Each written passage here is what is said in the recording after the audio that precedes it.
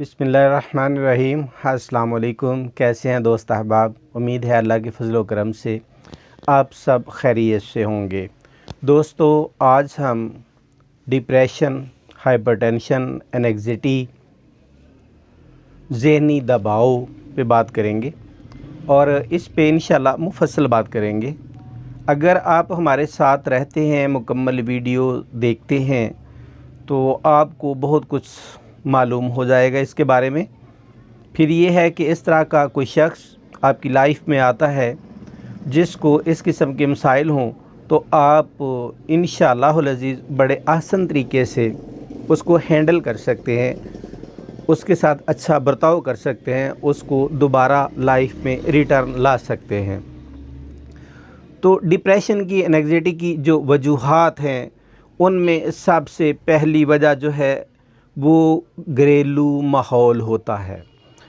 जिन घरों में मुख्तलिफ़ किस्म के इश्यूज़ पे अननेसेसरीली डिस्कशंस होती हैं, छोटी छोटी बात पे झगड़े होते हैं, हर कोई एक दूसरे को नीचा दिखाने की कोशिश करता है, तो ऐसे घरों के जो माहौल हैं, उनमें जो रहने वाले मकीन हैं, उनमें जो हिस्सास लोग होते हैं, वो एंग्जायटी, डिप्रेशन का यकीनी शिकार हो जाते हैं।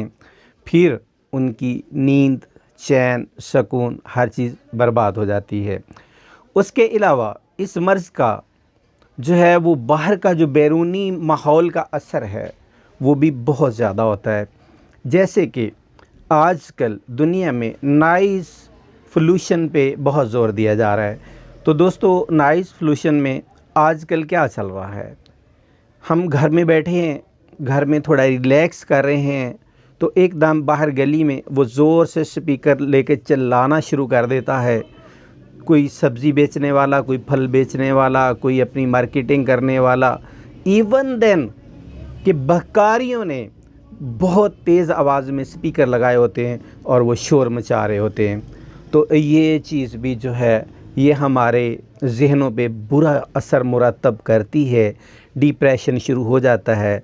और जब कुव्वते मुदब्बरा डिप्रेशन की तरफ माइल हो, इसको रिलैक्स करने की कोशिश करती है, तो लामहला इसका असर हमारे निज़ाम पे भी पड़ता है और वो भी डिस्टर्ब हो जाता है।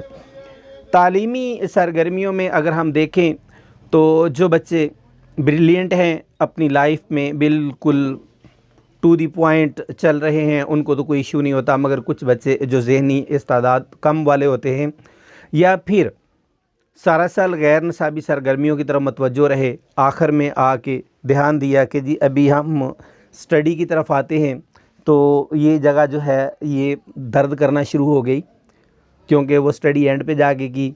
तो इस वजह से भी वो मुकम्मल रिज़ल्ट्स पेरेंट्स को प्रोड्यूस नहीं कर पाते। पेरेंट्स ने न सिर्फ़ उनके ऊपर अखराजात किए होते हैं, उनकी खुराक का, उनकी सेहत का, उनके लिबास का, उनके रहन सहन का, उनकी तालीमी सरगर्मियों के अखराजात जो है वो अपना पेट काट के अदा किए होते हैं। तो ऐसी सूरत में बच्चे को जब समझ आती है कि हो मैंने तो मतलब है कि वालिदैन का बहुत सारा टाइम, बहुत सारा पैसा, हर चीज़ जो है वो अपने ऊपर लगा ली, मगर रिक्वायर्ड रिज़ल्ट, डिज़ायर्ड रिज़ल्ट्स जो हैं वो मैं पेश नहीं कर सका, तो अब मैं पेरेंट्स को क्या मुंह दिखाऊंगा। तो यहाँ पे आके ये बच्चे जो हैं ये भी एंग्जायटी, डिप्रेशन का शिकार हो जाते हैं। वालिदैन जिन्होंने अपने बच्चों के ऊपर बहुत सारी उम्मीदें रखी होती हैं, जब वो यकलखत ये ख़बर सुनते हैं कि हमारा शहज़ादा जो है माशाल्लाह, जिसके ऊपर हमने बहुत मेहनत की है, ये तो फ्लॉप हो के आ गया, तो वालिदैन ने ज़ाहिर है कि फिर डिप्रेशन, एंग्जायटी ये तो लामहला होना ही होना है। उसके बाद एक जो अहम फैक्टर है वो सेक्स का जो है माहौल, कि हर वक्त दिमाग के ऊपर सेक्स का छाया रहना, चाहे लड़की है, लड़का है, मर्द है या औरत है, तो बाकी कामों की तरफ ध्यान कम देना। इसी तरीके से हर वक्त नेट को देखते रहना, बाकी कामों की तरफ कम ध्यान देना। तो इससे जो है हमारे असाबी निज़ाम पे, हमारे दिमाग पे बहुत बुरे असरात मुरतब होते हैं और इनकी वजह से जिस्म में दर्द, पट्ठों का खिंचाव और दिमाग पे बोझ और डिप्रेशन शुरू, मैदे का निज़ाम डिस्टर्ब। तो हम जब इसके मुआलजात की तरफ आते हैं कि जी हम क्या कर सकते हैं इसके लिए, मैं बहसीत तबीब आपको जो है वो कुछ रहनुमाई दे सकता हूँ अपने इल्म के मुताबिक, ताकि कुछ ना कुछ मैं मुआशरे को रिलीफ़ दे सकूँ, मुआशरे के लिए मेरी जो तिब है वो भी फ़ायदा मंद हो सके। तो सबसे पहले ये है कि सुबह उठने की आदत लाज़म कर लें।